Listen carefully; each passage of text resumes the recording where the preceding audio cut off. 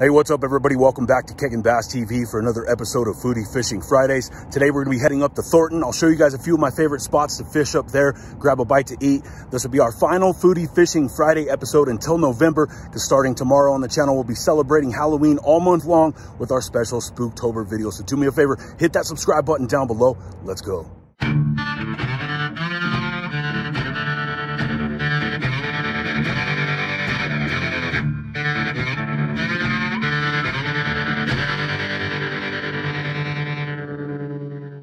All right, guys, today's episode of Foodie Fishing Fridays, we're up in Thornton. I'll show you guys some of my favorite spots to fish up here, local places to eat. We'll kick things off this morning at Civic Center Park off of I-25. A cool spot loaded with bass, bluegill, some decent catfish in here as well. And usually, anytime from summer all the way through the fall, the first thing I reach for here is a swim jig, usually in a bluegill profile because they feed on bluegill here quite a bit. And whether I'm targeting those transitioning bass that are out in those thicker vegetative areas underneath that matted grass, this is a great thing to pull through that, or they're pushed up along the reed lines like this guy here because it's early morning and this doesn't see generally a whole lot of drawdown in the water level through the fall as opposed to some of the other local waters right around it. For that reason, until those reeds die off, you'll find a lot of these bass hanging out there late in the season, taking advantage of those more oxygen-rich waters. This next one, I'm over on the bridge trying to get out around the corner of this reed line here because of the fact that there's limited access and it's also one of the deepest points of this lake. This is where you'll find a lot of transitioning bass looking to hang out in those thicker vegetative areas, take advantage of those weed beds, and just like that, you got another one on the swim jig. That's another reason why I love throwing a swim jig, because not only is it great at coming through 99% of that heavy matted grass like we've got in most of the water here at this lake, but the fact that you're able to mimic so many different type of bait fish profiles, especially with the 6th Sense Divine swim jig with all the different options you have, that's why it's a killer tool this time of year.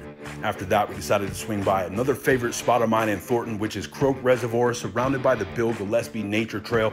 Really cool spot to get out, enjoy the view, do some multi-species fishing.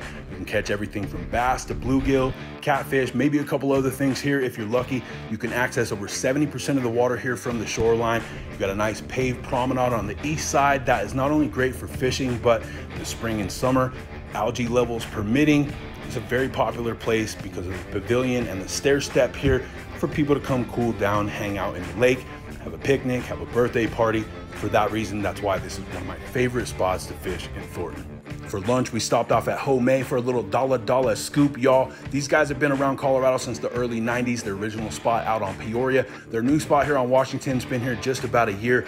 Pretty consistent across the board, always good, always great prices. From there, we made a quick pit stop at Grandma's Sweet Tooth, where they've got a really cool old 40s, 50s throwback vibe going with everything under the sun, from new school candy to all the old classics. They've got a ton of options when it comes to gummies, which I love as a fat kid.